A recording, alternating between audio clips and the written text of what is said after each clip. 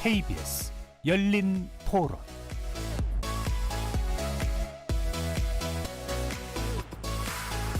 안녕하십니까. KBS 열린 토론 정준희입니다.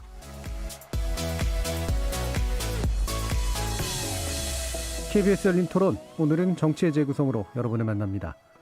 박범계 법무부 장관 후보자에 대한 인사청문회가 오늘 국회 법사위에서 진행되고 있는데요. 국민의힘이 어제 국민참여 인사청문회라는 이름으로 국회 공식청문회나 당사자와는 관련 없는 자체 행사를 개최해서 고시생 폭행, 지방선거 공천 헌금 사건 연루 등의 의혹을 제기하는 대대적 장애 공세부터 착수했던 만큼 오늘 청문회도 바싹 날이 서 있었죠.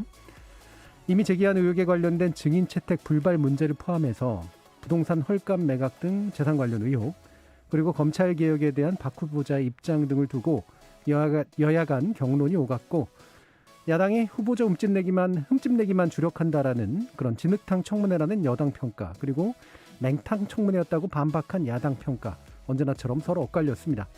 정치의 재구성 논객들 어떻게 평가하시는지 잠시 후에 들어보겠고요. 사법농단 사태에 연루된 임성근, 이동근 판사에 대한 국회 탄핵 추진에 여야 의원 107명이 동의하면서 실제 탄핵 소추안이 발의될지 관심이 모아지고 있는데요. 이 두 판사가 탄핵 성사와는 무관하게 조만간 법복을 벗을 예정인 터라 이를 둘러싼 전망, 평가도 궁금해집니다. 관련 내용 이어지는 2부에서 자세히 살펴보겠습니다. KBS 열린 토론은 여러분이 주인공입니다. 문자로 참여하실 분은 샵 9730으로 의견 남겨주십시오. 단문은 50원, 장문은 100원의 정보 이용료가 붙습니다. KBS 모바일 콩, 트위터 계정 KBS 오픈, 그리고 유튜브를 통해서도 무료로 참여하실 수 있습니다. 시민 논객 여러분의 날카로운 의견과 뜨거운 참여 기다리겠습니다. KBS 열린 토론 지금부터 출발합니다. 살아있습니다. 토론이 살아있습니다. 살아있는 토론, KBS 열린 토론. 토론은 라디오가 진짜입니다. 진짜 토론, KBS 열린 토론.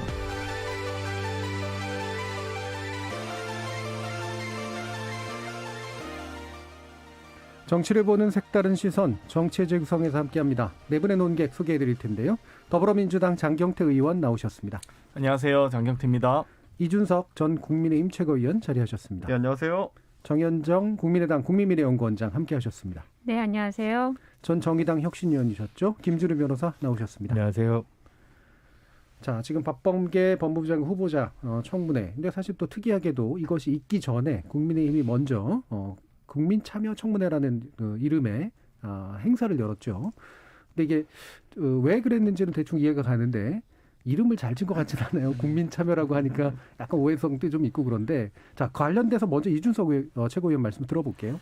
저는 우리나라의 인사청문회 절차 자체가 좀 보완이 되지 않나라는 생각을 네. 이번 계기로 하게 됐습니다. 왜냐하면 우선 증인 신청에 대해 가지고 사실 이제 우리나라의 인사청문 후보자들은 대부분 여당 또는 대통령께서 추천합니다. 그런 상황 속에서 그 사람들을 가장 잘 검증할 수 있는 사람들은 아마 야당 측에서 추천한 증인들에 의거해가지고 야당 의원들이 하는 것일 텐데, 사실 문재인 정부에서는 야당 측에서 추천하는 어떤 이런 그 증인들에 대해 가지고 채택을 굉장히 좀 주저하는 그런 모양새가 많이 보였습니다. 네.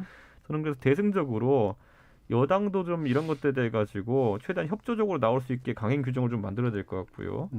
지금 인사청문법 이제 7조 2항에 보면은 이 인사청문 당사자 이제 대상자의 어쨌든 성실 답변 의무라든지 이런 것들이 열거되어 있는데, 우리가 일반 청문회와 다르게 인사청문회에서의 위증 같은 경우에는 뭐 김준우 변호사 체크해 주세요. 이게 인사청문회의 위증 같은 경우에는 처벌 대상이 안 됩니다. 예. 그러다 보니까 이 인사청문 절차에 있어가지고 국민들이 원하는 진실된 답변을 받아내지 못하는 경우가 있거든요. 예. 그러다 보니까 야당도 이제 좀 무리한 수를 막 쓰고 이렇게 하는 것이고, 이번 사례는 저는 그래서 야당이 아까 진행자 말씀하신 것처럼 원리 원칙에 맞지 않는 방법을 쓴 건 맞습니다. 하지만 이 워낙 증인 채택에 동의하지 않는 그런 어떤 여당의 자세 때문에 그런 편법을 좀 썼다 이렇게 이해하면 될 것 같고, 제가 이제 이걸 법을 근본적으로 개선하자고 하는 이유는 뭐냐면은 그 또 지난번에 또 지난 법무부 장관이었던 조국 장관 같은 경우에는 여러 가지 의혹이 제기되니까 인사청문회에서 선서하기 이전에 본인이 기자회견을 자청해가지고 이런 사안들을 해명했거든요.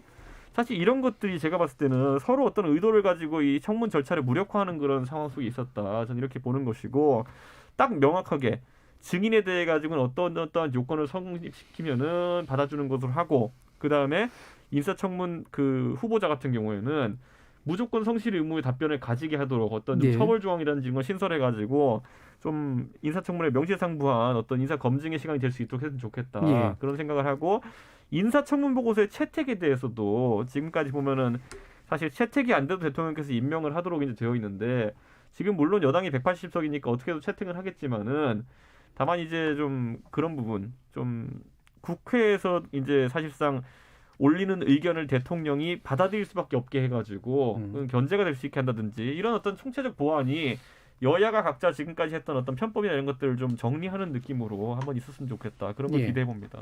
자, 그러면 크게 일단은 청문회 절차에서 증인은 되도록이면 좀 채택되게 하는 방법이 필요하고 그다음에 또 증인 채택 이후에 실제로 청문회가 증거 능력을 갖도록 하는 것 좀 필요하지 않는가.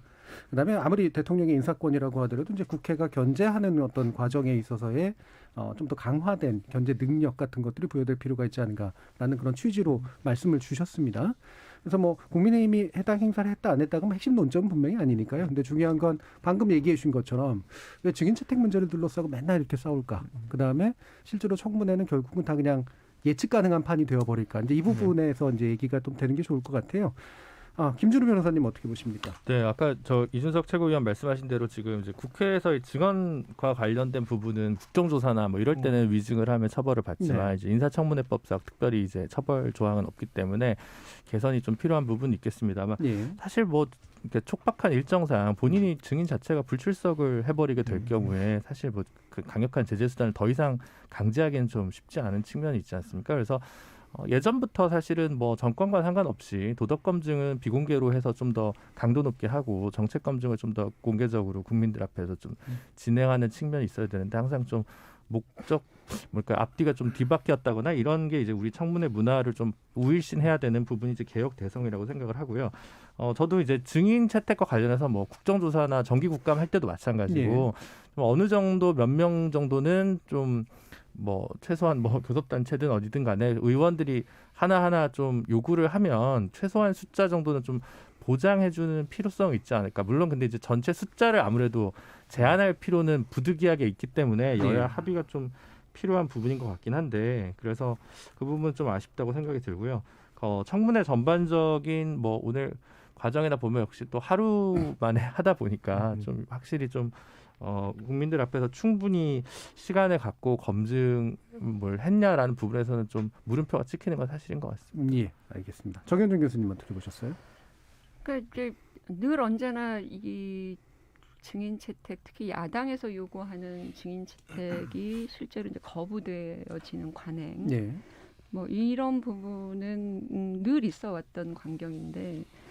사실은 오히려 이제 국민들 눈에서 볼 때는 이 청문 대상자가 스스로 자기에게 가해져 있는 어떤 의혹 사유들 이런 것들을 강하게 좀 검증하도록 스스로 검증하고 밝혀낼 수 있는 어떤 책무, 책임 이런 것들을 좀 강화시키는 방법을 고민해봐야 될 것 같아요. 지금은 여야가 합의를 해서 각자가 제기하는 그 의문에 대한 어떤 증인들을 각각 채택을 하는데 사실은 그것을 검증하고 밝혀내야 될 책임은 청문 대상자에게 있는 거거든요. 그래서 자료 제출도 성실하게 해야 되지만 그 증인에 대한 문제도 본인이 자기가 어떤 의혹을 풀기 위해서 적극적으로 해야 되는 어떤 의무 같은 것들을 좀 강제화하는 그런 방식의 대안이 좀 필요한 게 아닐까라는 생각이고요. 그리고 어떤 청문회이든지 증인이 지금 우리 같은 경우에 여야 합의로 되어 있거든요. 네, 그렇죠. 이 얘기는 결국은 누구도 그 초빙할 수 없다 증인은 또는 이제 정치적으로 서로 파국으로 가는 그 어떤 단초가 된다 이런 건데 그럴 바에는 그렇게 하지 말고 아까 김준우 변호사 얘기한 것처럼 증인의 총수를 정해놓고 여야가 각각 5명 하든지 뭐 이렇게 그 균분해서 각각 독립적으로 추천할 수 있는 어떤 그런 시스템을 만들어서 가능한 한 모든 증인들을 좀 불러서 얘기를 들어볼 수 있는 그게 사실은 청문이고 히어링이잖아요. 그러니까 그런 어떤 구조로 가는 것이 필요해서 이번 그 박범계 후보자의 청문회도 이제는 좀 근원적으로 바꿔야 되겠다. 그런 부분들이 다시 한번 또 제기됐고 그런 부분을 적극적으로 검토했으면 좋겠다. 생각해요. 그러니까 우리가 시작하면서 이게 제도적 개선에 관련된 논의로 시작하기 또 처음이에요. 근데 대체로 제도가 문제가 있다라는 데 대해서는 분명히 동의가 이루어지고 있는 부분이 있는데, 자 여당 입장에서는 또 뭐 나름대로 할 말이 있으실 것 같은데, 장경태 의원님. 뭐 일단 야당 신청 증인을 뭐 보호한다든지 위증죄를 추가하는 부분 충분히 또 논의할 수 있다고 생각을 하는데요. 다만 이 인사청문회가 어찌되었건 정책 검증, 후보자의 어떤 장관 자질이라든지 정책에 대한 비전 같은 것들을 좀 듣는 자리였으면 좋겠다라고 생각을 합니다. 예. 기본적으로 뭐 개인의 신상이나 가족사를 털어서 모욕 주는 방식으로 많이 인사청문회를 진행하기 때문에 좀 뭐랄까 야당은 너무 또 답정너처럼 일단 이 무조건 안 된다부터 시작하시는 경우가 많거든요. 그래서 이 하루든 이틀이든 인사청문회 과정에서 여러 의혹들이 있으면 소상히 말씀을 하시고 또 그 과정에서 국민들께서 뭐 어떤 도저히 안 되겠다 부적격이라고 판단하시면 결국 낭만 장관들의 사례도 많이 있지 않습니까? 그렇게 많은 의혹들 제기하시면 되지 뭐 이걸 가지고 굳이 뭐 인사청문회 자체가 뭐 소용이 없다거나 뭐 이렇게 무용론을 제기할 것까지는 아닌 것 같습니다. 네. 예. 지금 이제 7086님은 증인 하나 없는 청문회 왜 하나요? 야당은 보이콧을 했어야죠. 그렇게도 배짱이 없는지 답답합니다라는 의견 주셨고요. 원희님 같은 경우는 인사청문회는 후보가 직책을 감당할 수 있는지 그 자질을 우선적으로 검증하는 자리여야 합니다. 그런 점에서 장관 후보자의 가족, 친인척 등을 증인으로 불러야 한다는 야당 주장은 또 무리가 아닐까요라는 그런 의견도 주셨어요. 여기에 대해서 이제 몇 가지 좀 짚어봐야 될 부분이 있는 것 같은데, 이런 이제 제도적인 문제 이제 우리가 다들 공유하고 있는 그런 부분이 있으니까요. 일단 이제 아까 이제 정현준 교수님도 말씀 주셨듯이 후보자 스스로가 이제 거기에 대한 책임 있는 해명과 검증의 한 주체, 그러니까 객체긴 하겠습니다만 한 책임지는 어떤 자리에 있는 그런 과정에서 박 후보자가 관련된 해명들을 좀 적절히 했는가라는 부분에 대한 이야기가 좀 필요할 것 같아요. 왜냐하면 예전 같은 경우에는 그래도 지금보다 조금 나았던 면이 있었던 것 같은데 던져진 의혹 가운데 언론들이 그렇게 평가는 좀 했었거든요. 이러이러한 의혹들은 후보자가 그래도 어느 정도 해명한 것 같다. 근데 이 의혹에 대한 해명은 아직 안 됐다. 근데 이거에 대해서는 정치적 판단이 필요하다. 뭐 이런 식의 이제 나름대로 평가치가 좀 나왔었던 것 같은데 이제는 완전히 두 개의 의견이 갈려버리는 거로만 나오니까 좀 답답한 부분도 좀 있어요. 김준우 변호사님 어떤 점에 좀 주목을 하셨나요? 저는 이번 그 의혹 중에서 그 야유회 참석 부분이 조금 부적절한 처신이었다는 거 좀 보고요. 그 다음에 이익 여부와 상관없이 법무법인 지분과 관련된 부분이 좀 말끔하게 정리되지 못했던 부분은 법조인으로서 좀 바람직한 행태는 아니지 않았나라는 생각이 드는데, 다만 뭐 이렇게 결정적으로 뭔가 낙마 사유가 될 만한 어떤 그것까지는 제가 느끼기에는 뭐 그런 건 없었던 것 같은데, 좀 이거저거 좀 논란이 될 만한 것들이 많아서 뭐 비판적으로 보시는 분들은 잽이 모여서 이렇게 강력한 한 방이 될 수 있다라고 생각하시는 분들도 충분히 있으실 것 같다는 생각은 들었습니다. 예. 일단 두 가지 부분을 주로 주목하셨는데, 법무법인의 지분 참여했던 부분에 대해서 이제 깔끔하게 좀 그게 정리나 해소가 안 된 것 같다라고 하는 얘기와, 그다음에 이제 뭐 이게 이제 투자 문제하고 연관이 돼 있긴 합니다만 누가 주최한 그런 야유회에 참가해서 결국은 그 사람한테 이익을 준 거 아니냐라는 부분에 대한 부분이 말끔하지가 않았다라는 말씀이시잖아요. 이준석 최고는 어떠세요? 저는 이제 김준우 변호사 얘기한 것 중에 수임 관련해가지고 그게 그 법무법인이 보니까 2018년, 19년 이렇게 문재인 정부 시기에서 소위 박범계 의원이 그 법조인 출신으로서 법무부 관련해서 실세가 아니냐는 얘기가 돌면서 계속 이제 수임 실적이 증가해서 마지막에 이제 작년 기준으로 32억인가 이렇게 됐더라고요. 그게 또 2019년에 비해 가지고 거의 2배 가까이 증가하는 건 수치고요. 그러다 보니까 그게 뭐 박범계 장관 후보자가 의도한 것인지 아니면 사람들이 알아가지고 실세라 생각해서 갔는지 또 별개의 문제겠지만은 다소 그런 논란을 살 수 있는 부분이 있다는 점 동의하고요.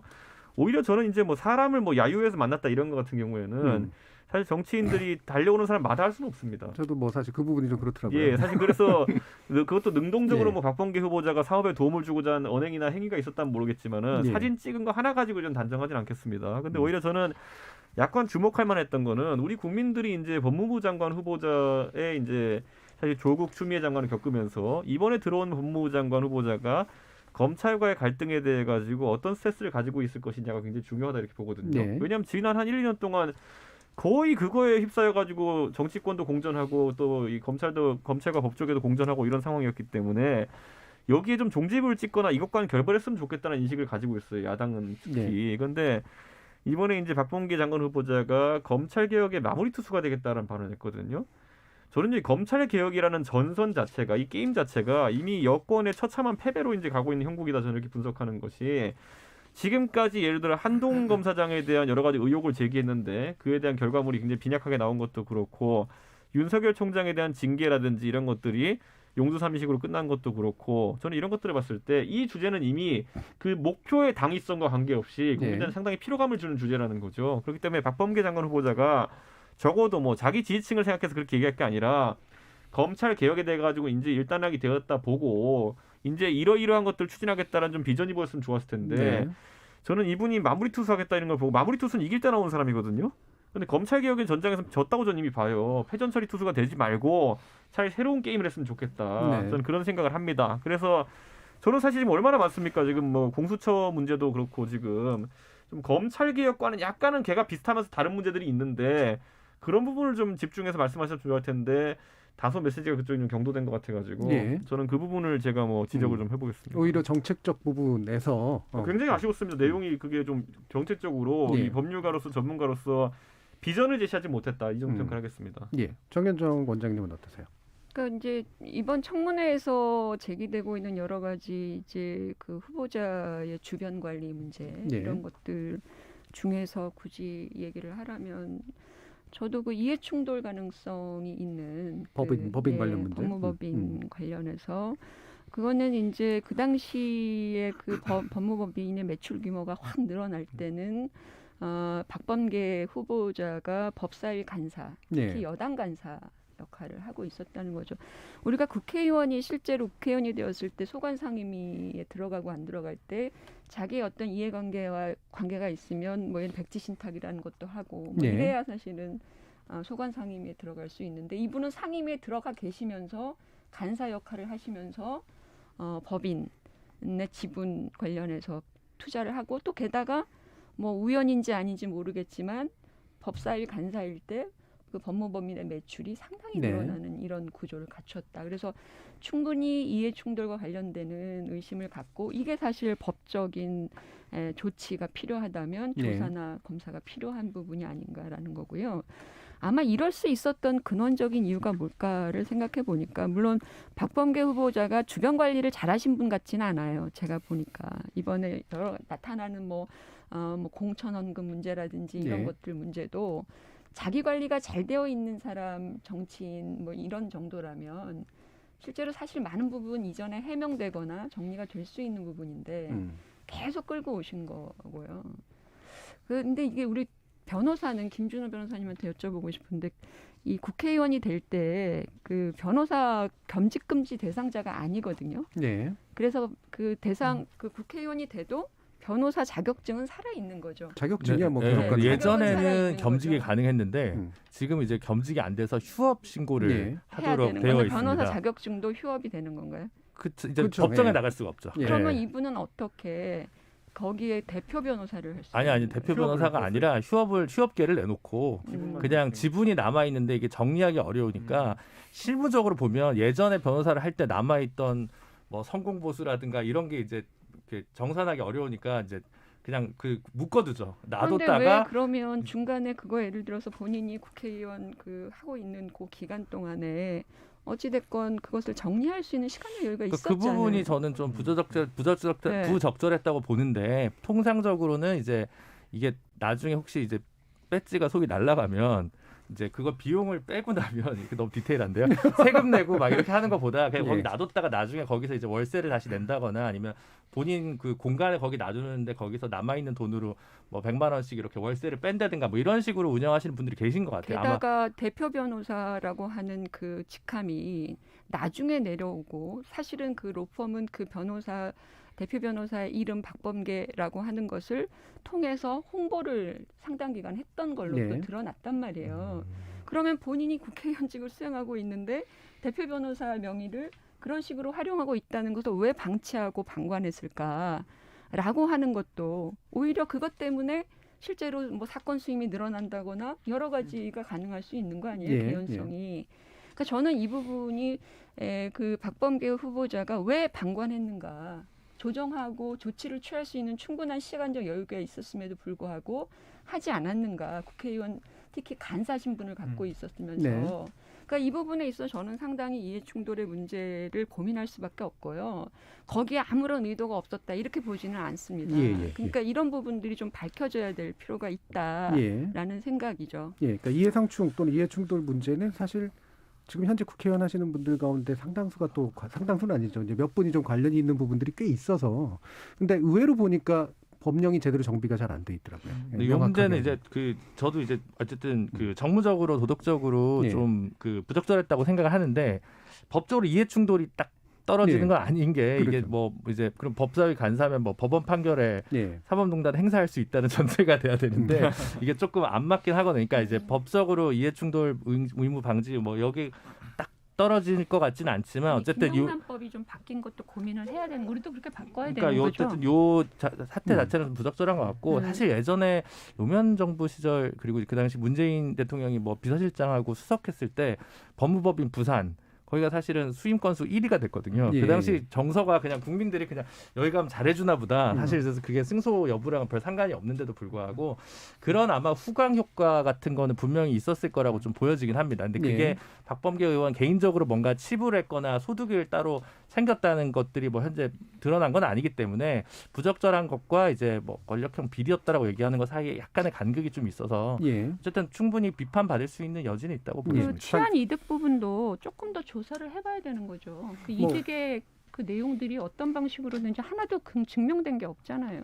자, 뭐 지금 이제 청문회라는 게 이제 형사사법 절차는 아니니까요. 그러니까요. 일단은 이제 만약에 던져진 하는데. 의혹이라고 하는 부분들이 아직 불충분하다면 이후에 어떻게 처리할까의 문제에 대해서도 물론 생각을 해봐야 될 테고요. 자, 장경태 의원 말씀. 장관 후보자가 피의자도 아니고요. 뭐 갑자기 뭐 명백한 근거가 나오지 않는 이상 그냥 단순 의혹 제기만으로 뭐 검찰에 기소가 된다는 수사가 들어가진 않으니까요. 지금 정책 질의가 없어서 아쉽다고, 그러니까 정책적인 비전을 이 발언을 좀 부족해서 아쉽다고 했는데 질의를 해주셔야지 발언을 하죠. 장관 후보자께서.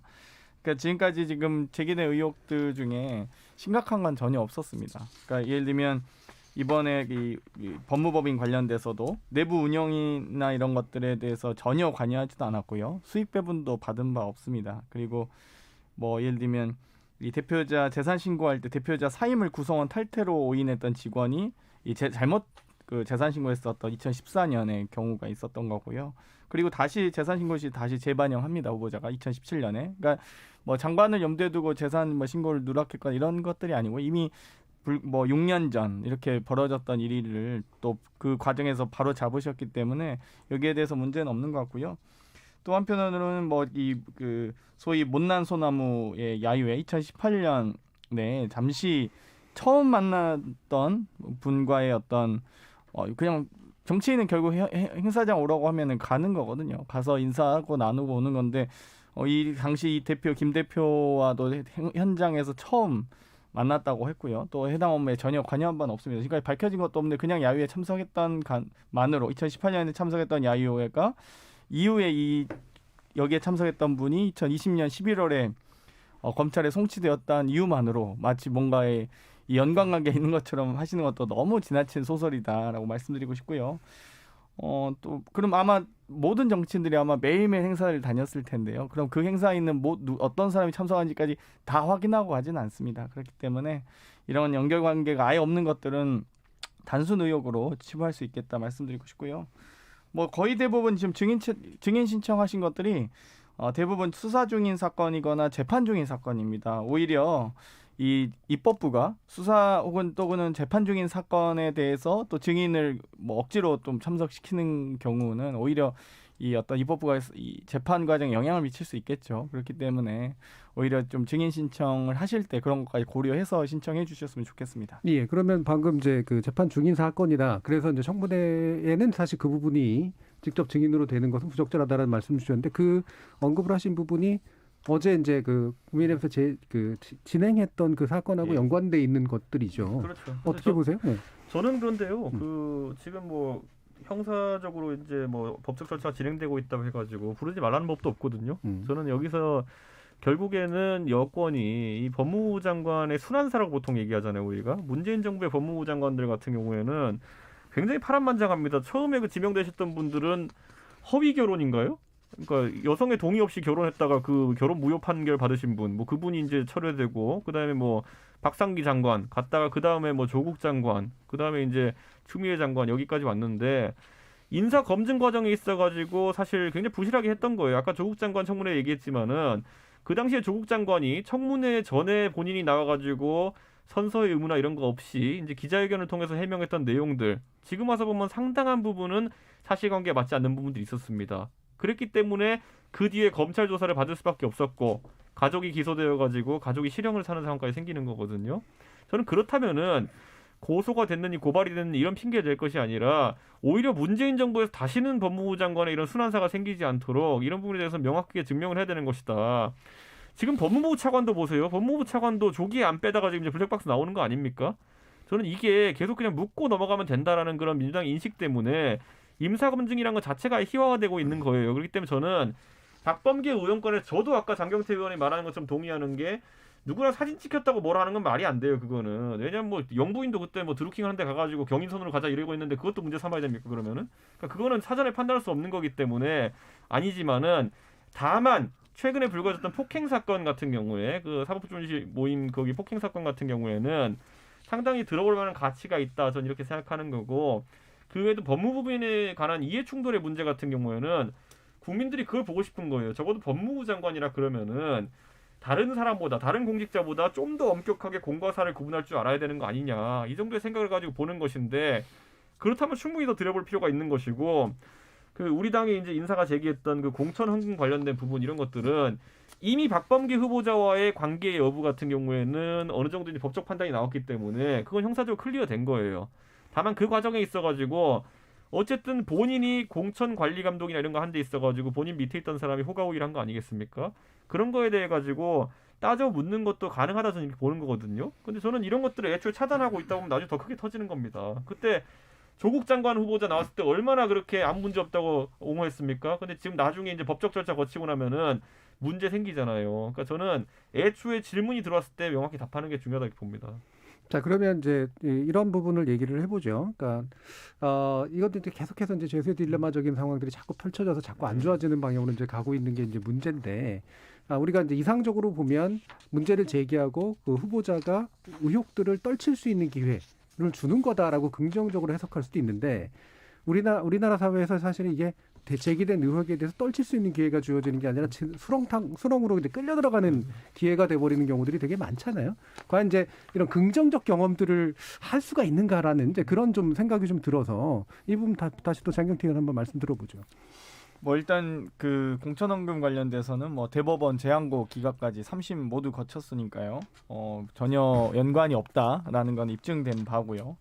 그러니까 소위 지금 대법원 판단까지 내려진 사안을 가지고 뭐 의혹을 제기하는, 그러니까 저는 좀 이 지금까지 의혹을 지금 제기하시는 것도 더 좋은데 근거가 좀 있으셨으면 좋겠어요. 그래서 뭐 지금 뭐 예를 들면 법무법인의 그냥 단순히 매출이 늘었다는 것만으로 의혹이 있냐? 아니 그냥 그 로펌에 소속된 변호사들의 노력도 있을 수 있죠. 노력을 하셨겠죠. 그리고 당연히 이런 부분들이 다 해명됐고요. 이런 좀 제도적인 보완을 하는 과정에서 뭐 인사청문회 무용론을 좀 더 떨칠 수 있는 또 저보다 더 강화된 검증은 매우 저도 찬성이지만 이걸 사실 좋은 사례가 별로 없지 않아요, 사실. 그러니까 너무 소위 제도 개선을 해서 좋은 사례를 많이 나오게끔 할 수 있다면 뭐 그런 제도가 있다면 저도 충분히 논의할 수 있다고 봅니다. 예. 뭐 그런 경우가 거의 없는 것 같아요. 지금 6726님이 이제 자신의 얼굴 알리기에 급급해 대놓고 윽박 지르고 후보자를 흠집내서 면박 주기에만 혈안이 되어 있는 청문위원들. 누워서 침 뱉는 격이랄까요? 보기에 짜증이 났습니다. 제발 청문회 수준 좀 올려주세요라고 하는 그런 의견도 있으셨고요.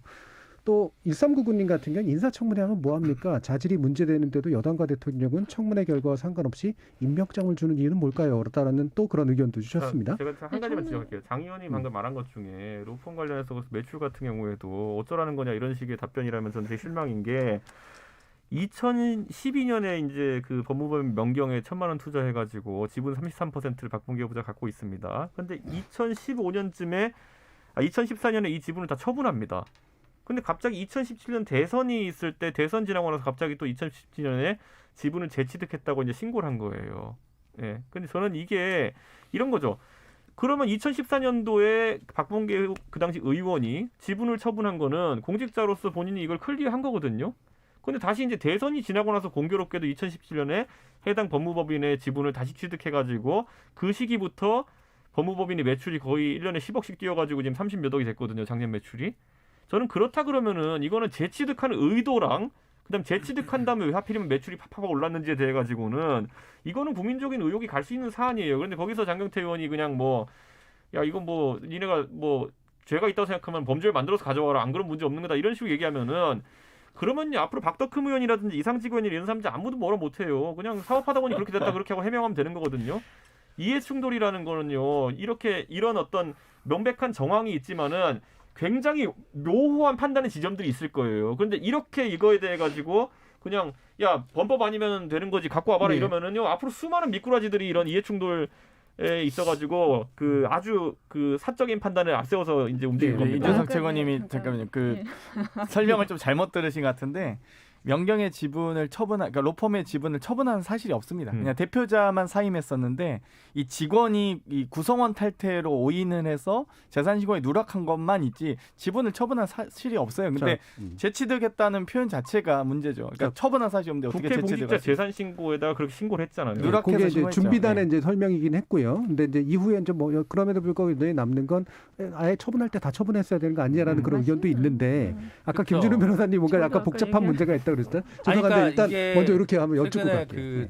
올 초인가 지금 의원 아니시죠? 여상규 의원 이제 법률 고문 사건이 한번 좀 두드러진 적이 있어요. 그러니까 이게 지금 박범계 후보자 같은 경우도 2014년 9월에 이제 대표직에서 내려놨다고 했잖아요. 이제 국회법이 그때 이제 개정이 돼가지고 아마 변호사 겸직 금지가 이제 시행된 시점이 2014년 8, 9월 이 시점입니다. 그래서 그 전까지는 이제 실제로 변호사 활동을 안 하더라도 이제 이름을 걸어놓는 것을 문제를 안 삼았어요. 일반적으로, 그러다 보니까 국회 내에서도 특별히 뭐랄까 변호사 법조인들한테 너무 큰 특혜다라는 비판이 굉장히 많았고 그 하에서 이제 정리가 되다 보니까 일단 수임할 수 없고 그 다음에 그 대리인으로 등록할 수 없게 하는 것이 이제 핵심적인 문제였다 보니까 그 뒤에 이 구성원을 어떻게 해야 될 것이냐 휴업계만 놔둔 경우에 남아 있는 걸 어떻게 할 거냐에 대해서 딱히 어떤 규제나 가이드라인이 특별히 없었던 것 같아요. 그래서 아마 지금 이런 논란이 생겼고 심지어 그 아까 이제 여상규 의원 얘기한 게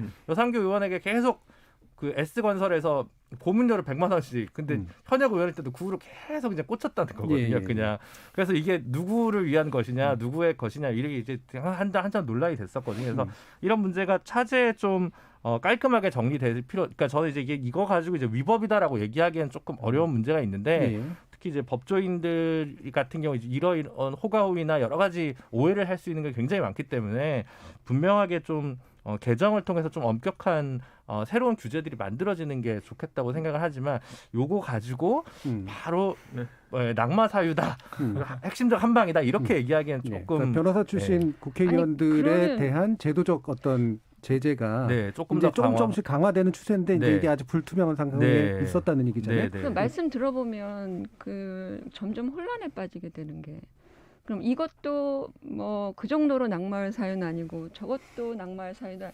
그럼 도대체 우리나라는 장관에 대한 청문회에서 검증하거나 또는 따져야 되는 기준이 도대체 합의된 기준이라는 게 있기는 한 거냐라는 생각이고요. 그러니까 코에 걸면 코걸이, 귀에 걸면 귀걸이. 그러니까 이것 때문에라도 국민들이 갖고 있는 청문회 피로감이라든지 무용론이라든지 이런 것들이 드러나는 것이고 저는 뭐 야당이 사실은 뭐 굉장히 센 말로 다그치고 이러는 것도 꼴불견이지만 여당 의원들 무조건 그 후보자 그 쉴드 치는 것도 일각에서 국민들 입장에서는 상당히 이게 말이 되냐 따질 건 따져야 되는 거 아니냐 의혹이라는 거는 물어봐 줘야 되는 거고 국민을 대신해서 근데 여당 의원들도 마찬가지다 보면 결국은 제19 감사는 그런 모양새로 끝나버리고 그러면 과연 이게 검증이나 가능한 것이냐라는 생각이고요. 또 한 가지 아까 제가 드리고 싶었던 말 중에 하나는 뭐냐면 왜 그토록 우리의 청문회 절차가 내실화를 기하지 못할까 또는 실효성을 갖추지 못할까를 고민해 보면 대통령이 실제로 이 청문회 과정과 무관하게 인사를 할 수가 있다라는 겁니다. 그러니까 여기서 청문 보고서가 채택이 되든 안 되든 대통령은 정치적인 부담은 있겠지만 실제로 본인이 인사권자로서 국회의견과 무관하게 임명을 할 수가 있어요. 그 제도 때문에 그 권한의 문제 때문에 실제로 이 국회 내에 이 청문 절차가 더 엄격해지기 어렵다. 어차피 해도 대통령이 임명할 건데 라는 것이고 오히려 여기에 막강한 권한이 주어진다. 만약에 그렇다면 저는 우리 청문회 제도가 상당히 빨리 바뀔 수도 있다. 예. 여러 가지 법적 기준들도 강화될 것이고 도덕적 기준도 강화될 거고 또 청문회 어떤 절차적인 내용성도 다양화될 거고 그러니까 이런 것들이 저는 같이 연동돼 있다고 보기 때문에 일반적으로 청문회는 대통령이 이렇게 야당이나 반대하는 사람들의 의견과는 상관없이 무조건 임명하는 관행. 이것도 저는 굉장히 중요한 문제 중에 하나라고 봅니다. 예.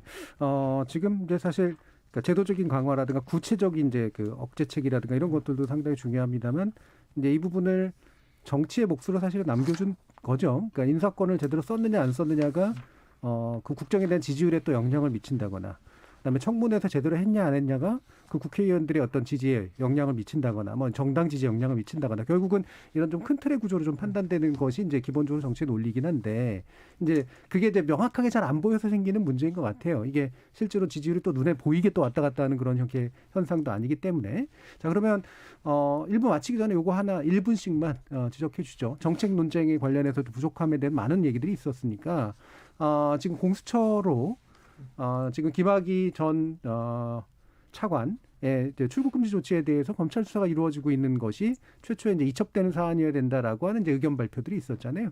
이 부분에 대해서 뭐 여러 가지 의견들이 있으실 테니까 딱 1분씩만 얘기 들어보도록 할게요. 요거는 정현정 교수님부터만 들어보도록 하겠습니다. 공수처로 이첩을 시킬 것이냐 말 것이냐에 대한 그 판단이 예. 뭐 법무부 장관 단독으로 하는 건 아니잖아요. 그렇죠. 예. 예, 그래서 저는 박범계 후보자가 이런 얘기를 하는 것은 적절치 않다라고 그렇게 생각하고요. 왜냐하면 혼자 결정하는 게 아니잖아요. 네.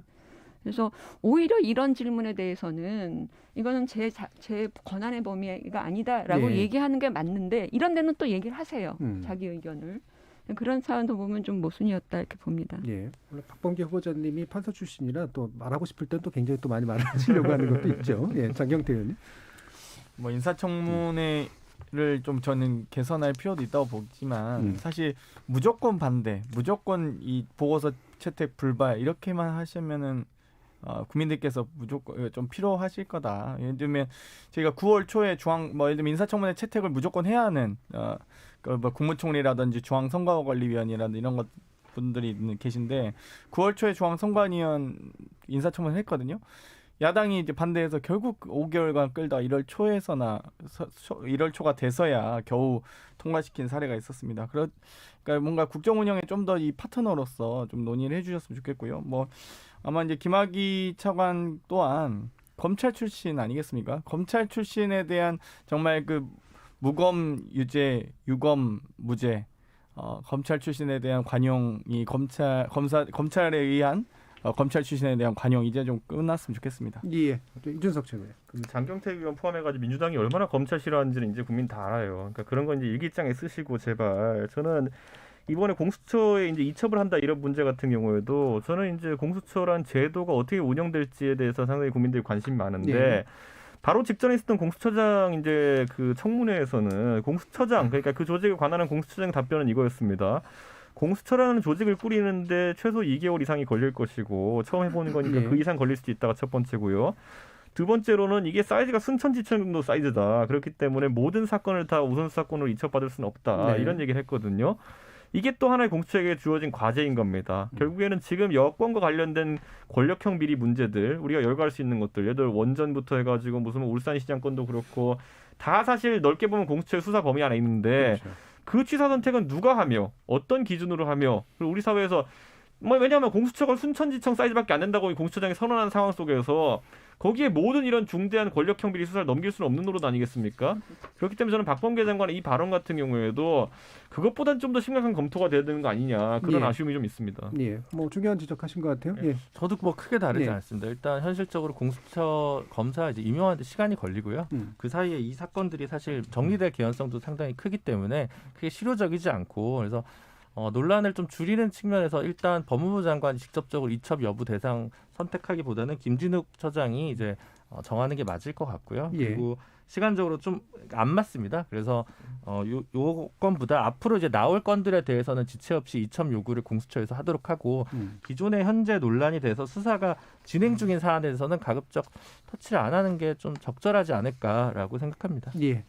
저희 그 1부 마치기 전에 청취자 의견 2가지만 더 전해드리고 가면요. 3666님은 법을 지키지 않은 사람이 재판을 받고 있는 사람이 법무부 장관 하면 안 되죠. 정부 여당에는 그리 인재가 없나요? 라는 부정적 의견 주셨고요. 2589님은 국회 청문회를 하는 자체가 견제 기능입니다. 임명권자인 대통령의 뜻을 거스르고 국회에서 임명 여부를 결정하는 건 상권분립의 취지에 벗어나는 거 아닌가요? 국회 자체에서 청문회 현명한 진행을 위해 고민해야 됩니다라는 의견도 주셨습니다. 자, 지금까지는 박범계 법무부 장관 후보자 인사청문회 관련된 여러 가지 논란들 또는 의견들 한번 들어봤고요. 잠시 후 2부에서 또 법관 탄핵 관련된 움직임, 그 배경 어떤 것인지 한번 짚어보도록 하겠습니다. 여러분은 KBS 열린 토론과 함께하고 계십니다. 토론이 세상을 바꿀 수는 없습니다. 하지만 토론 없이 바꿀 수 있는 세상은 어디에도 없습니다.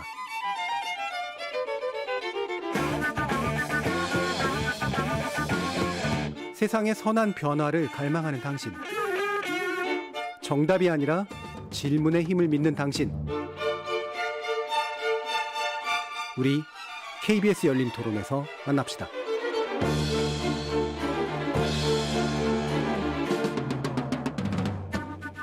KBS 열린 토론 월요일 코너 정치의 재구성 함께하고 있습니다.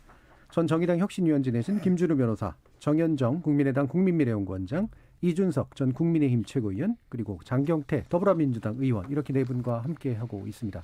자, 이분은 이제 그 국회의한 판사 탄핵에 관련된 움직임에 대한 이야기인데요. 시간이 많이 남지는 않았는데 그 전에 요것만 간단히 짚고 이야기를 나눴으면 좋겠습니다. 저도 가능한 길게 얘기하고 싶은 생각은 없고 일단 사태를 잘 모르겠어서요.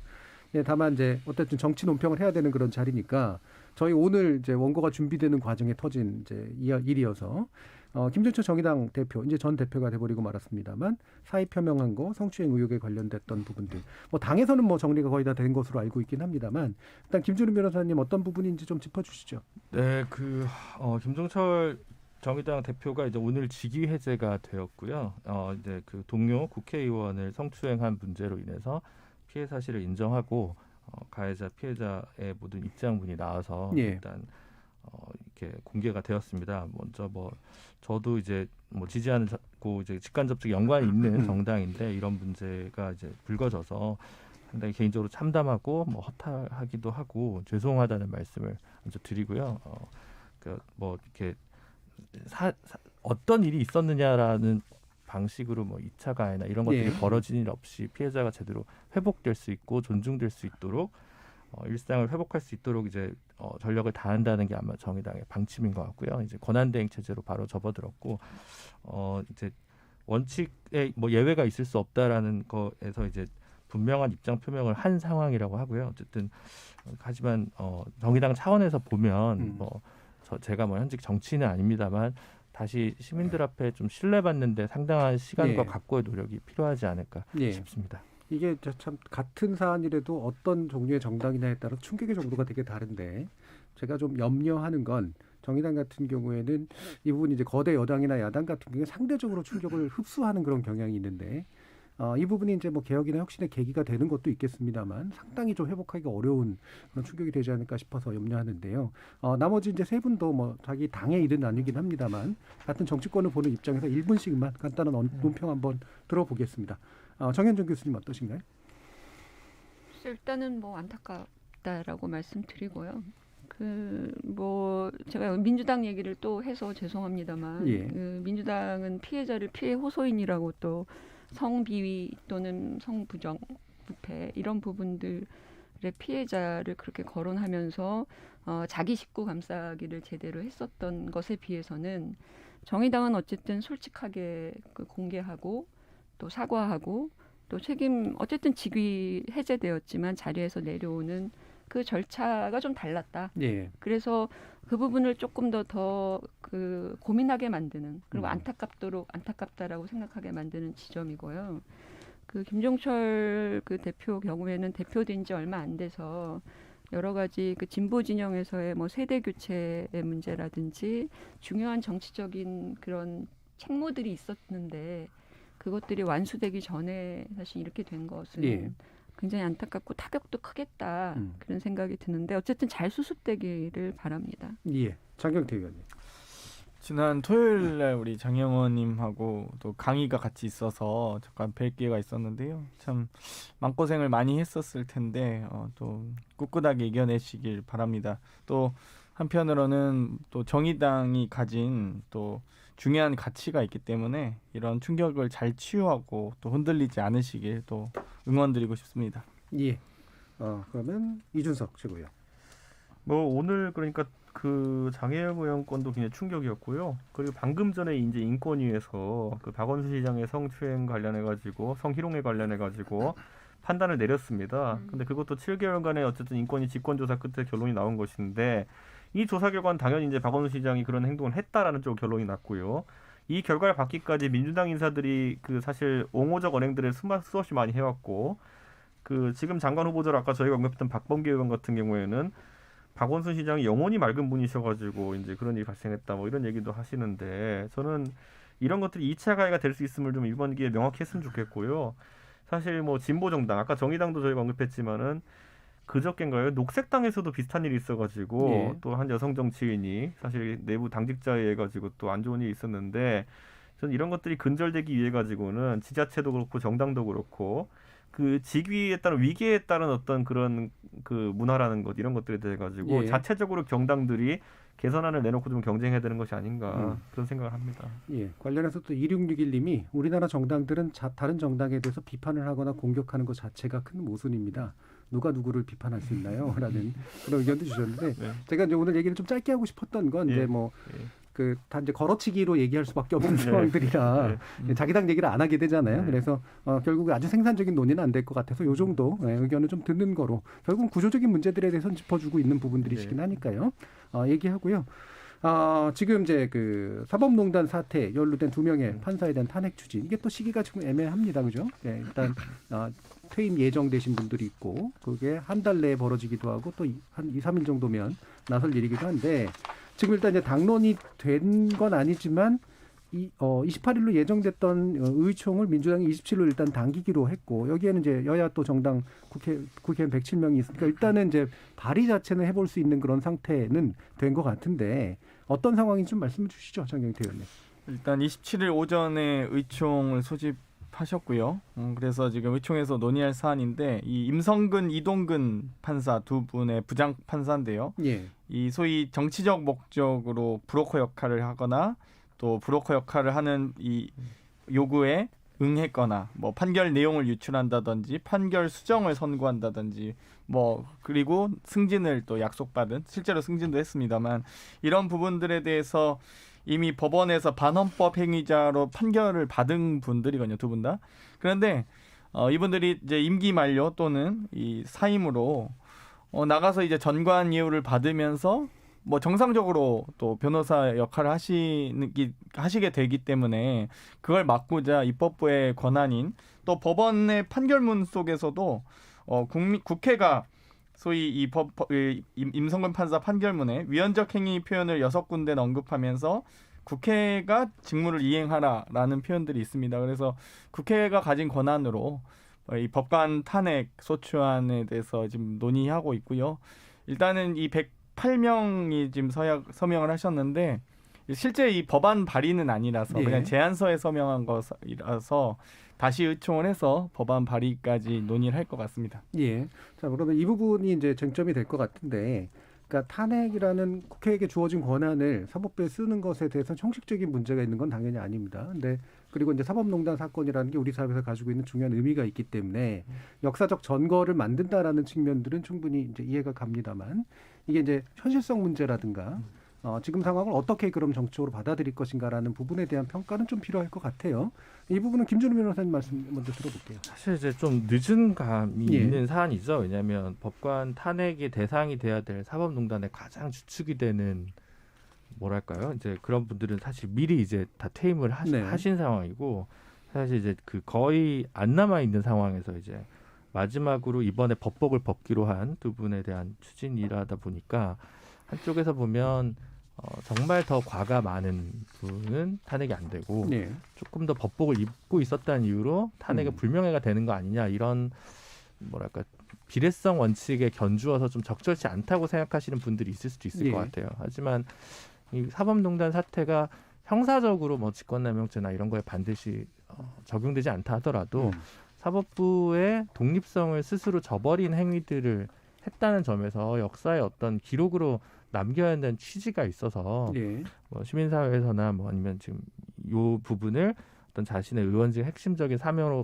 걸고 있는 이탄희 의원이나 이런 분들이 좀 추진하는 것 같고 그 뜻도 충분히 존중될 수 있다고 봅니다. 근데 아시다시피 국회법상 이게 발의가 되면 72시간 내에 의결을 하지 않으면 탄핵 발의가 이제 무효가 되고 현재 아마 민주당 안에서도 충분히 이 부분이 공유되지 않아서 아직은 제한 단계에서만 좀 머물러 있는 것 같은데요. 그 특히 이제 지금 제가 봤을 땐 이 뭐 하여튼 임모 부장 같은 경우가 조금 더 그 뭐랄까 죄책이랄까요? 그런 게 좀 더 무겁기 때문에 한 명이라도 발의를 좀 할 수 있다면 좀 그 의미가 있지 않을까 싶습니다. 예. 그러면 일단 절차적인 문제를 한번 약간 더 설명을 해주시죠. 일단 3분의 1은 충족했기 때문에 발의는 가능하나 아직은 제한 형태로 남아 있고 발의가 만약에 된다면 의결이 72시간 안에 국회에서 이루어져야 되고 그래서 소추결의가 이루어지게는 헌재로 넘어가게 되고 그럼 또 헌재 판단 들어야 되는 거잖아요. 네, 근데 이제 과반수 찬성이 있어야 되니까 대통령 탄핵과 달리 이제 과반수 찬성만 있으면 되는 건데 그럼 사실 현실적으로 보면 민주당 의원들 내부만 동의가 되더라도 충분히 법관 탄핵 발의 소추권은 이제 의결될 수 있는 것이죠. 예. 자, 그럼 이준석 최고위원 보세요.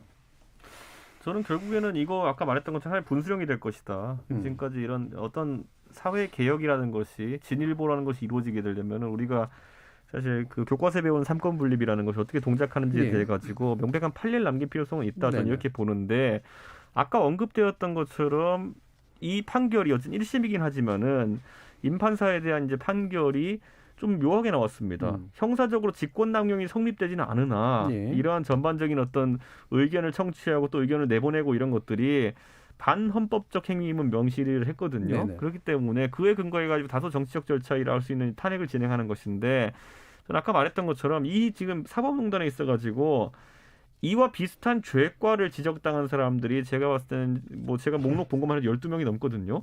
그렇다고 한다면 이분들 중에서 이 2명은 왜 선택된 것이냐에 대해서 형평의 논리는 다소 문제가 될 수 있다. 저는 이렇게 보는 것이고 다 사건이 다르잖아요. 어떤 건 정은호 사건이고 어떤 거는 그 가토 다스양가 그거 기자 사건이고 다르잖아요. 이것들에 대한 1심이라든지 2심 판결이 다 나온 다음에 이런 어떤 총정리하는 입장에서 이런 절차를 진행한다면 모르겠으나 저는 지금 시점에서는 좀 성급한 것이 아니냐 이런 생각을 좀 하게 됩니다. 물론 아까 말했던 것처럼 이분들이 퇴임되면은 이런 기록을 퇴임하고 나면은 기록을 남길 기회 자체가 사라진다는 그런 취지도 있겠지만은 그렇다 하더라도 저는 모든 그 사안들이 3심을 거치고 그 상황 속에서 뭐 헌법에 대한 판단도 법원이 더 내리고 한 다음에 종합적으로 하는 게 어떠냐. 지금 1심 판결을 근거로 움직이는 것은 너무 촉박해 보인다는 생각을 합니다. 예. 결국엔 이분들이 이제 해당할 수밖에 없는 게 현직에 있는 남은 판사이기 때문에 이제 사실 이제 이 문제인 건데요. 그렇죠? 정현정 교수님은 어떠세요? 그러니까 이제 다른 것보다도 저는 이제 한 가지 드는 의구심이 뭐 1심이기는 합니다만 법원 스스로도 유죄의 어떤 소지가 있음을 스스로 인정한 거잖아요. 판결에. 근데 왜 법원은 그런 판결이 있었음에도 불구하고 아무런 조치를 취하지 않았을까? 법원 스스로가. 결국은 법원 스스로가 그렇게 했기 때문에 이게 탄핵까지 오게 된 부분이고 그러면서 또 상호 간의 어떤 그 기관 간의 갈등, 견제 문제 이런 그리고 또 정치적 부담을 안게 되는 것이고요. 그래서 저는 법원 스스로의 자기 자정 노력이 상당히 부족했다라는 것은 좀 짚고 넘어가야 된다. 그러려면 뭔가 법원 쪽에서 나와야 되는 겁니다. 대안이. 그러니까 뭐 인사 발령 조치하는 걸로만 끝날 문제가 아니라 이런 부분들에 대해서 어떻게 개선할 건지 특히나 억울한 국민들이 있을 수가 있잖아요. 네. 이거는 뭐 국민 민생사범과 관련된 건 아니지만 잘못된 판결을 하는 내지는 국민들에게 고통을 주는 그런 판결을 하는 판사들에 대한 제한 스스로의 어떤 노력 이런 것들이 좀 있었으면 좋겠습니다. 이참에 저는 대법원장 뭐 하고 있는지 좀 발표하셔야 되는 거 아닌가라는 생각이고요. 탄핵은 실효성이 없어 보인다라는 겁니다. 그러니까 뭐 과거에도 여러 가지 시도가 있었지만 실제로 국회가 그 정치적 부담을 쉽게 지지는 못한다라고 하는 점에서 특히 국회가 국민들에게 불신을 많이 받고 있잖아요. 그런 불신의 상태에서 사법부의 판사를 탄핵한다? 이것도 뭐 또 다른 역설의 한 측면이고 그런 차원에서 저는 이런 부분들은 지금은 타당한 현실이 아니다 보고 있습니다. 그러니까 만약에 이제 정당성을 누적시키려면 아까 이제 이준석 최고위원 말씀 주셨듯이 이제 그 사법부 스스로가 이 부분에 대해서 사법적 어떤 확정을 내리고 그다음에 또 그거에 바탕을 둬서 이제 대법원이 뭔가 조치들을 취하는 그런 방식으로 가는데 그게 정 안 되면 결국 입법부가 견제 능력을 발휘하는 이게 이제 제일 순차적인 방식이긴 한데 여러모로 꼬였잖아요. 기존에 이제 국회에서는 딴 거 하느라고 되게 정신이 없었고 아직은 판결은 진행 중이고 또 김명수 대법원장은 말씀해 주신 것처럼 법원 행정처 문제라든가 뭐 여러 가지 문제들의 산적한 것들에 대해서 아직 뚜렷한 뭔가를 보이지 않는 그런 상태라서 생기는 또 입법부의 고민도 있는 것 같은데 이 부분은 또 법조인으로서 김준우 변호사님 어떻게 보시는지 의견 들어야겠네요. 저는 이제 일단 뭐 김명수 대법원장의 개혁 의지는 정확히 뚜렷하게 드러나지 않고 있는 부분이 있고 정부 차원에서 사실 거슬러 올라가면 보통 이제 정부는 국정과제를 100대 과제로 정도 선정을 해서 쭉 나갑니다. 근데 이제 국정과제 선정할 때 사법부 법원 개혁 얘기가 없어요. 왜냐하면 이제 별로 이제 생각을 안 하고 검찰이나 이제 경찰 국정원 개혁만 생각하고 있다가 갑자기 이제 사법농단 사태가 이렇게 터지면서 이게 후에 나타난 것이거든요. 그러다 보니까 국정운영 개혁 과제에서 우선순위에 이제 바깥에 있다 보니까 또 그 부분이 법원 개혁과 관련해서 또 사법부라는 특성상 이제 대법원장에게 맡기는 형태를 취하다 보니까 사실 좀 진도가 상대적으로 안 나갔던 측면이 좀 있는 것 같다는 생각이 들어서 좀 안타깝고 그래서 사실 시민사회에서는 두 차례에 걸쳐서 그 중간에 나왔던 법원 내부 징계라든가 이제 공개됐던 임종원 그 전 그 판사의 공소장이라는 걸 비추어서 한 16명 정도를 이제 추렸거든요. 이제 모든 관여 법관들을 이제 탄핵해야 한다고 생각하진 않았던 건데, 근데 그에 비해서 상당히 이제 소극적이었다. 20대 국회 같은 경우는 박주민 의원이 단기 필마로 좀 그 주장을 좀 많이 외쳤던 것 같고요. 21대 국회에서 이탄희 의원까지 이제 가세해서 이 부분을 좀 얘기를 하고 있는데 조금 더 적극적인 모습을 민주당과 대법원이 이제 같이 좀 보여줬으면 좋겠고요. 이 정부 안에서는 사실 이제 시간이 또 이렇게 많지는 않지만 김명수 대법원장 임기는 상당히 좀 남아 있지 않습니까? 그 과정에서 좀 새로운 모습을 보여줬으면 좋겠어요. 뭐 이제 사법행정회의와 관련된 법원조직법 개혁 문제도 있을 것이고. 또 이제 노동법원이나 뭐 이런 해사법원이나 전문법원 설치 문제 그렇죠. 이런 부분들이 좀 정리가 좀 잘 됐으면 하는 바람입니다. 저는 이 문제는 여야에서 특히 이게 사실 검찰이 예를 들어 검찰의 그 내부 문제에 대해 가지고 견제하기 위해서 공수처를 둬야 된다는 논리가 있었던 것처럼 결국에는 근데 판사는 검사보다 더 위에 최종 결정자거든요. 그렇기 때문에 판사에 대한 재판에 있어가지고 특별재판부 형태라든지 어떤 식의 어떤 견제 장치를 마련할 것이냐가 논의의 핵심이라고 볼 수 있는데. 이 부분이 이제 제가 아까 김준우 변호사 언급했지만 검찰 관계를 다루는데 사실 전력을 다하느라 지금 전혀 논의가 안 되고 있다는 것 또는 진척이 더딘 것에 대해 가지고 이건 여야 공히 한번 논의해볼 논제일 겁니다. 지금 안 그래도 이제 박현진님 같은 경우에는 정책 편가르기 연장선상에서 법관 탄핵이 추진되는 듯합니다라고 얘기를 해주셨는데 또 2661님은 진정한 민주사회 구현을 위해 우리나라도 퇴임한 판검사에 대해서 탄핵을 추진할 수 있어야 합니다라는 또 의견도 주셨어요. 근데 중요한 건 이게 편가르기처럼 비치면 이건 이제 그때부터 문제가 생기는 거죠. 결국은 이거는 과거 좀 더 보편적인 관점에서 우리 사회 전반의 이제 제도 개선을 위해서 우리가 보편적으로 겪었던 문제를 정확하게 지적하는 그리고 정확하게 해결하는 문제가 이제 중요한 건데 이게 자꾸 이제 혹시라도 정쟁처럼 이제 비치게 되는 이런 상황들이 이제 문제가 있을 수 있잖아요. 그럼 어느 정도의 어떤 정당성을 가지고 나가는 게 좋을까? 아까 이제 김준우 변호사님 말씀해 주신 것처럼 결국 이제 법원 개혁이 이제 대법원에서도 이루어져야 되고 이게 이제 국정에 굉장히 중요한 어떤 가치로 또 올라와야 될 텐데 어떤 구체적인 방식들이 가능할 것 같으세요? 장경태 의원. 일단 대법원장 같은 경우는 아마 좀 법원의 3심까지 최종 판결을 기다리시는 것 같고요. 또 20대 국회 때는 뭐 당연히 민주당이 과반이 아니었기 때문에 사법개혁할 수 있는 동력이 사실 없었다고 봐야 될 것 같고요.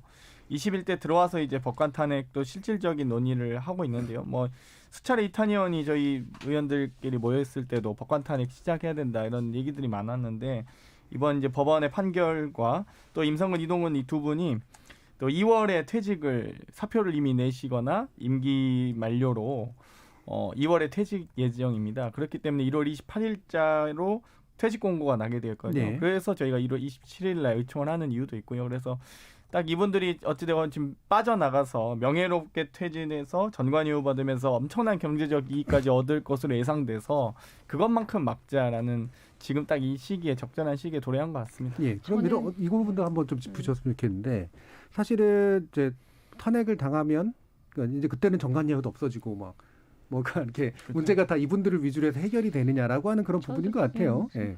그러니까 그게 지금 이제 문제라는 음. 거죠. 사실은 국정농단과 관련되는 이 문제의 출발점은 예.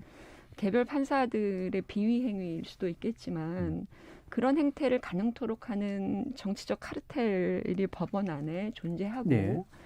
그런 것들을 양성해낼 수 있는 조직이 존재하기 때문에 특히 초반기에 기억하시잖아요. 법원행정처의 문제. 네, 사실 판사들은 다 그 개별 판사들이 권위를 갖고 예. 활동을 하고 판결을 내리는 건데 이 법원행정처를 중심으로 이루어지고 있는 위계 또 정치적인 어떤 그 지시와 명령 뭐 이런 여러 그리고 또 뭐 보직 이동에 대한 어떤 결정 권한이 인사권, 집중되는 문제 그러니까 눈치를 봐야 되는 문제 이런 것들이 판사들의 자유로운 판결을 상당히 제약하는 요인이다라는 얘기가 문재인 정부 출범 초기에 있었던 것이고 그게 사법개혁의 핵심으로 제안됐던 것인데 지금 그런 것들은 다 놓쳐버리고 남은 것은 이 판사들을 탄핵할 것이냐 말 것이냐의 문제로 귀결이 되고 있다라고 하는 점이죠. 그래서 초심으로 돌아가서 실제로 그런 어떤 구조를 우리가 어떻게 바꿔낼 거냐 제도적으로 네. 그거에 대한 그 의견으로 다시 돌아가야 하고 법원행정처 김명수 대법관도 없앤다고 말씀하셨어요. 근데 재임 기간 동안에 아무런 액션도 없는 거거든요. 그 내부는 지금 어떻게 돼가고 있는 건지 예. 그 행정 기능, 집중 기능을 어떻게 분산시킬 건지 그런 대안이 한 번도 나온 적이 없어서 이런 것으로부터 새롭게 좀 근원적인 해결 방안을 찾아가는 게 맞지 않나 예. 그런 생각이 들어요. 예. 아까 이제 정쟁 얘기해 주신 그런 그 청취자분이 계셔서 국민의힘 의견도 좀 들어야 될 것 같아요. 물론 국민의힘 당론으로 특별히 뭐가 나와 있는 건 아니지만 일부는 또 이제 전 정부하고 또 얽힌 문제다 보니까 이제 약간 피하고자 하는 그런 측면도 좀 있는 것 같고요. 어떻게 야당의 입장에서 추진하는 게 필요할 것 같으세요? 저는 뭐 이 부분에 있어 여야를 가린 문제는 아니다라는 예. 게 우리나라 사회의 저울에 대해 가지고 어떤 공정함을 기할 것이냐에 대한 부분이고 사실 이제 농담삼아 하는 말이면 저희가 재판 받을 일보다 이제 현 정권의 이제 예, 권력을 가졌던 쪽이 이제 재판을 받을 일이 많을 거로 예상되기 때문에 좀 더 공정함을 기했으면 좋겠다. 예. 그 과정에서 바터가 있다든지 이러면 안 될 것이고 다만 그 개별 재판 사안에 대한 바터는 저희가 굉장히 하면 안 된다. 그거야말로 사법 예. 독립 침해다 이렇게 보는데 대법원 제도를 이제 개혁하는 그 과정 속에서는 제도상의 어쨌든 바터는 가능할 수도 있겠다라는 생각이 이 모든 사법농단이라든지 아니면은 사법적인 그 딜이라는 것이 처음에 상고법원 설치나 이런 부분 때문에 시작되었던 걸 다 그렇죠. 기억하고 있거든요. 예. 그리고 또 이제 반대로 이걸 개혁하기 위해서 박주민 의원 등이 주장했던 특별재판부 설치라든지 이런 것들도 하나의 주장으로 나와 있었는데 사실 이 둘 다 저는 그 공동의 선을 위해서 나가는 목표가 나올 수 있다고 봅니다. 그렇기 때문에 저는 이런 부분들을 합리적으로 조정해내는 것이 정치다. 저는 이렇게 보는 것이고 그게 이제 사실 공수처 설치 관련해서는 극한 대립을 갈 수밖에 없었던 것이 그 바터가 희한하게 선거법이랑 공수처법이랑 이렇게 네. 돼가지고 거기서 이득을 보는 쪽과 불리하다고 생각하는 계층이 명확했기 때문에 그게 정쟁으로 이어질 수밖에 없었다는 구조적 한계가 있거든요. 특히 선거법은 너무나도 민감한 정당 간의 이해관계가 얽힌 것이라서 그게 섞이는 순간부터 그 검찰개혁이라는 걸 빛이 좀 바른 게 있어요. 그렇기 때문에 이번에는 이 사법개혁이라는 본질 하나만 놓고 여야와 그리고 대법원이 같이 이제 바터를 할 수 있는 부분이 있다면은 적극적으로 바터가 막힌 곳을 뚫어내는 게 중요하지 않나 저는 그런 생각을 합니다. 그러니까 정쟁화가 이제 그 검찰개혁 쪽에서 일어난 건 공수처와 선거법이 이제 교환됐기 때문에 정쟁화가 발생했다라고 보시는 선거를 거잖아요. 앞두고 선거법이었으니까요. 예. 자, 그럼 이제 사법개혁은 그래도 어쨌든 필요한 과제라고 이제 보시는 건데 지금 제안 나온 부분들이 아까 김준우 의원께서 말씀 주셨던 것처럼 해사법원이라든가 이런 특별한 어떤 전문법원 설립 문제라든가 행정처에서의 어떤 개혁에 관련된 문제, 그 다음에 또 아까 뭐였죠? 뭐 이렇게 여러 가지 얘기들을 해주셨는데 이 부분을 어떻게 좀 단계적으로 여야가 좀 풀어낼 수 있는 그런 부분들은 어떻게 우선순위를 정할 수 있을까요? 제가 생각하기에 일단 그 사법행정자문회의를 이제 김명수 체제에서 출범을 시켰는데 예. 그 이상을 할 수 없었던 이유는 이제 여러 가지 이유 있지만 역시 법원조직법 자체를 개정해야 되기 때문에 이제 법원행정처 개혁을 어떻게 할 것인가라는 문제고 사실 이제 그런 관측도 있었습니다. 검찰과 이미 전선을 한번 친 민주당에서 법원까지 적으로 돌릴 수 있을 것인가? 그렇죠. 그 부분이 또 상당히 문제잖아요. 부담이 될 예. 것이다. 근데 어떻게 보면 이렇습니다. 그 법원 검찰이 가장 무서운 이유는 선거법 기소로 인해서 우수를 현역이 떨어져서 과반을 상실할 경우에 사실 굉장히 위험 부담이 큰데 민주당은 사실 이제 그 부담이 굉장히 없는 그런 면에서 보면 어떻게 법원 개혁을 할 수 있는 굉장히 절호의 기회라고 볼 수 있거든요. 이게 그건 뭐 법원에 갔다가 무슨 민주당 마음대로 뜯어 고친다는 게 아니라 기존의 카르텔을 조금 더 완화하는 방식 그리고 국민의 재판 청구권을 확보하는 방식이니까 법원 행정처를 대시하는 사법평의 제도를 도입하는 거 하나가 있을 것이고요. 두 번째는 상고심 문제에 대한 개선인데 저는 개인적으로 이제 대법관 증원 쪽으로 좀 생각을 맞는 거고요. 그다음에 일선 판사들이 사실 굉장히 경무에 시달리고 있습니다. 그렇죠. 그래서 일반 법관들도 좀 증원할 필요가 있다라는 것이고요. 전문 법원은 이제 뭐 노동법원이랑 해사법원이 일차적으로 그건 지금 현재 대법원에서도 생각을 하고 있는 것 같아요. 그래서 뭐 그게 크게 여야가 뭐 다툴 문제는 아니기 때문에 일단 그 정도라도 좀 가닥을 좀 잡는 선에서 시작할 수 있지 않을까라고 생각하고 있습니다. 예. 자, 그럼 마지막으로 이게 이제 뭐 되게 중요한 지적을 해주셨는데 결국 이제 여당도 사법부에 대해서는 굉장히 부담을 느끼는 이제 그런 상황. 아무리 이제 의석수가 많다고 하더라도 그래도 이게 이제 여야가 나름대로 이제 사법부라고 하는 존재가 나빠서가 아니라 이게 이제 과거의 어떤 관행에 묻어 있기 때문에 생기는 문제를 개선하기 위한 그래도 전반적인 어떤 정치적인 노력은 필요하지 않겠는가? 어떻게 담론들을 만들어갈 수 있을까요? 마지막으로 1분 정도 들어볼까요, 장경태 의원? 뭐 법관 탄핵 같은 경우는 뭐 사법 개혁이라고까지 뭐 거창하게 포장하지 않아도 될 것 같습니다. 사필 규정이기 때문에요. 이 재판 거래를 했던 분들에 대한 응징 그리고 이분들이 또 변호사로 개업해서 전관이유 받는 것을 막는 정말 최소한의 조치밖에 아니라고 생각을 하고요. 계속적으로 이 법관 증언이라든지 저도 그 대법관 증언이라든지 일반 법관 증언에 대해서 찬성인데 어찌되었건 사법부가 이제 법원 행정처를 해체하고 어떤 방식으로 사법 개혁해야 될지도 좀 더 국민적 공감대나 정치권에서의 논의도 좀 더 필요하다 보고요. 어찌되었건 이 유검 무죄, 무검 유죄 이런 이 과거의 재판농단, 국정농단 이런 것들은 더 이상 재발하지 않도록 방지 대책을 마련하는 게 가장 중요한 것 같습니다. 예. 이런 게 이제 정쟁화가 안 되려면 사실은 이런 인재는 좀 그런 게 좀 필요한 것 같아요. 이게 특정 정부의 문제라든가 이렇게 자꾸 특정 정당의 문제 이런 식으로 혹시라도 가게 되면 자꾸 발끈하게 되는 상황들이 생겨버리기 때문에 어떻게 하면 이제 최대한 사법개혁에 있어서 우군을 넓힐 것이냐 이런 부분에서 또 정치권 스스로가 새로운 담론들을 좀 만들 필요가 있지 않을까라는 그런 생각이 좀 듭니다. 자, KBS 열린 토론 월요일 코너 정치의 재구성은 그럼 오늘 이것으로 모두 마무리하겠습니다. 오늘 토론 함께해 주신 장경태 더불어민주당 의원, 이준석 전 국민의힘 최고위원, 정현정 국민의당 국민미래연구원장, 김준우 전 정의당 혁신위원 그리고 변호사님 모두 수고하셨습니다. 감사합니다. 감사합니다. 감사합니다.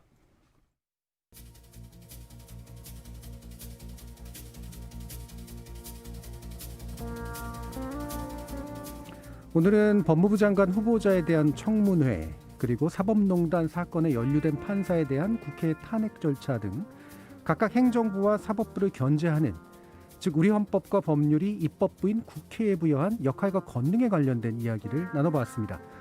정책 입장에 따라 그리고 관련 사건에 대한 판단에 따라 이 권능이 어떤 방향으로 사용되어야 하는가에 대해서는 견해가 다를 만도 합니다. 또 오용되는 경우도 있고요. 쓸 때 쓰지 않아서 생기는 문제도 있겠죠. 당장은 300명 개인이 그 권능을 쥐락펴락할 수 있는 것처럼 느껴질지 모르겠지만 그것을 사용하거나 사용하지 않음으로써 발생하는 엄연한 결과가 있고 민주주의 정치사의 큰 흐름 속에서 보면 주권자들은 결국 그 결과에 대한 책임을 제대로 묻더라는 겁니다. 저는 내일 저녁 7시 20분에 다시 찾아뵙죠. 지금까지 KBS 열린 토론 정준이었습니다.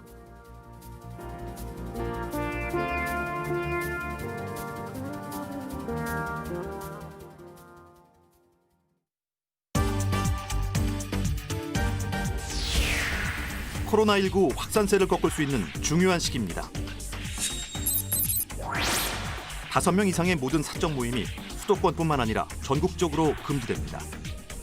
동창회, 직장회식, 돌잔치, 회가변, 온라인 카페, 정기 모임 등이 제한 조치를 받는 사적 모임에 해당됩니다. 스키장, 눈썰 매장 등 겨울 스포츠 시설과 수도권 내 학원은 입장 인원 및 시간 제한 등 특별 방역 조건을 지키는 선에서 운영할 수 있습니다. 기본 방역 수칙인 마스크 착용, 손 씻기, 다른 사람과 거리 두기,